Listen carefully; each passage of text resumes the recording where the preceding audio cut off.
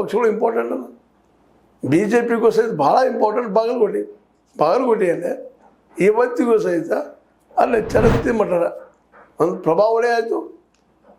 ಅದೇ ಕಾಲಕ್ಕೆ ನಮ್ಮ RSS ಅದು ಹಿಡಿತಾ ಇತ್ತು, ಸಂಘ ಪರಿವಾರ ಹಿಡಿತಾ ಇತ್ತು, ಸಾಕಷ್ಟು ಅದ. ಹೀಗಾಗಿ ಮೇಟಿ ಅವರು ಏನೋ ಅವರಲ್ಲೇ ತಿಕ್ಕಾಡದಿಂದ ಲಾಸ್ಟ್ ಅಂದರೆ ಗೆದ್ದಿದ್ರು ಅಂತೇಳಿ. ಆದರೂ ಇಲ್ಲಿ ಮೇಟಿ ಅವರು ತಿಳ್ಕೊಂಡಿದ್ದಾರೆ ಅದು ಪ್ರಭಾವ ಆಗ್ಬೋದೇನೋ ಇನ್ನುಳಿದ OBC ಜನರಲ್ಲೇ ಅನ್ನುವಂಥ ಮಾತುಗಳು ಹೇಳಿ ಬರ್ತಾ ಇದ್ದ. ಯಾಕಂದರೆ ಇಲ್ಲೇ ಶಾಮನೂರು ಶಿವಶಂಕರಪ್ಪವ್ರು ಹೋಗಿದ್ದಾರೆ, ಇಲ್ಲಿ ಮೇಟಿ ಅವ್ರು ಹೋಗಿದ್ದಾರೆ. ಅವರವರ ಆಯಾ ಕ್ಷೇತ್ರದಾಗ ಪ್ರಭಾವಿ ಆಗ್ಬೋದಾ, ಜನ ಇನ್ನೂ ತಮ್ಮ ಹಿಂದಿನ ಏನು ಪಾರಂಪರಿಕ ಮತಗಳು ಹಾಕ್ಕೊಂಡು ಹೋಗ್ಬೋದಾ, ಅದನ್ನು ಮೀರಿ ಮತ್ತೇನದು ಹೊಸದನ್ನು ಹುಡುಕ್ಬೋದಾ ಅನ್ನೋ ಸಹ ಚರ್ಚೆಗಳಿದ್ದಾವೆ.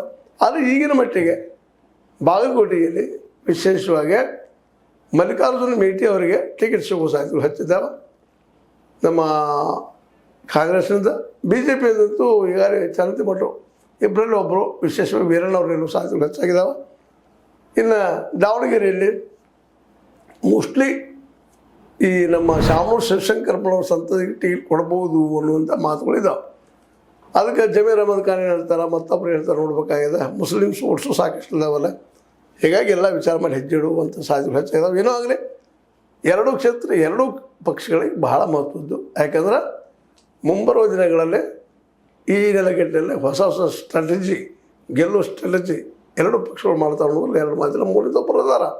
JDS ಅವರು ಕಣ್ಣಿಟ್ಟಿದ್ದಾರೆ. ನಿರ್ಣಾಯಕ ಡೆವಲಪ್ಮೆಂಟ್ ಅಂತ ಹೇಳ್ತಾ ಎರಡೂ ಕ್ಷೇತ್ರಗಳಲ್ಲಿ ಯಾರು ನಿಲ್ಬೋದು BJPಯಿಂದ ಕಾಂಗ್ರೆಸ್ನಿಂದ ಒಂದೆರಡು ದಿನದಲ್ಲಿ ಎಲ್ಲ ಕುಲ್ಲ ನಿಮಿಷ ಅದನ್ನು ಮಾತಾಡೋದು ಅಂತ ಹೇಳ್ತಾ, ಇದು ನಿಮ್ಮ ಲೈಕ್ ಇರ್ಬೋದು. ಲೈಕ್ ಮಾಡಿ, ಶೇರ್ ಮಾಡಿ, ಕಾಮೆಂಟ್ ಮಾಡಿ, ಜೊತೆ ಸಬ್ಸ್ಕ್ರೈಬ್ ಮಾಡಿ. 16 ನ್ಯೂಸ್ ಅರ್ಧ ದೇಶ ತರಮ ಸತ್ಯ ಕೈಗಳಲ್ಲಿ ವಂದನೆಗಳು.